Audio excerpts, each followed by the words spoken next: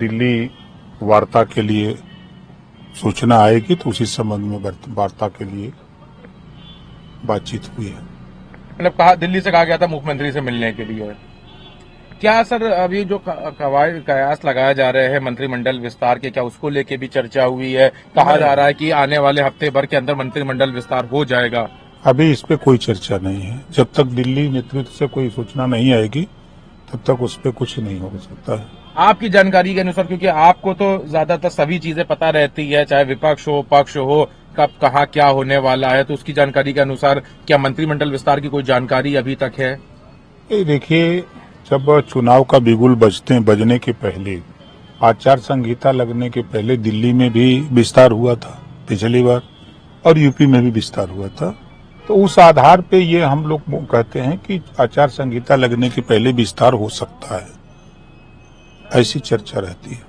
मतलब हो सकता है, जो अभी जो ये है कि लोकसभा चुनाव में जो महीने भर का टाइम, लगभग महीने 2 महीने का, उससे पहले उत्तर प्रदेश में हो सकता है। कौन कौन लोग शामिल हो सकते हैं? एक आपका नाम चर्चा में था, आपने ये भी कहा था कि जो विपक्ष के जो लोग एनडीए में शामिल हुए हैं या आरएलडी है, उनको भी मौका मिलने वाला है।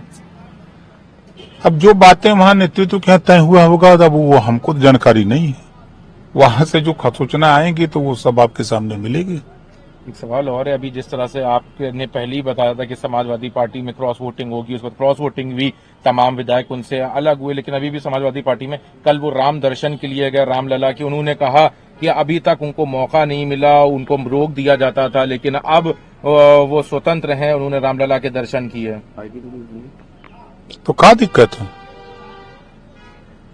जो भगवान राम को मानने वाले लोग हैं वहां तो दरवाजा खुला है, जाके दर्शन करना चाहिए। कौन रोक रहा है? तो पहले जिनके साथ थे वो भगवान राम को नहीं मान रहे थे क्या? समाजवादी पार्टी जो वो कह रहे हैं कि वहां समस्या होती थी दर्शन नहीं करने। भगवान राम के गुरु को तो मानते हैं। शंकर भगवान की तो पूजा सुने की कार्यालय में की और मंदिर बनवाने की बात कर रहे हैं सैफई में। तो चाहे राम कहिए, चाहे शंकर भगवान कहिए, चाहे कृष्ण कहिए, सब एक हैं। रघुपति राघव राजा राम, ईश्वर अल्लाह तेरो नाम, सबको सम्मत दे भगवान। तो सब एक हैं। तो अब उनका विषय है, और संविधान में सभी लोगों को छूट है अपने अपने धर्म, अपने अपने मजहब के हिसाब से पूजा पाठ करने का। क्या लगता है कि समाजवादी पार्टी में अभी ये जो विधायक हैं, इसके अलावा और भी लोग हैं जो टूटने वाले हैं और इंडिया के साथ आने वाले हैं? धैर्य रखिए।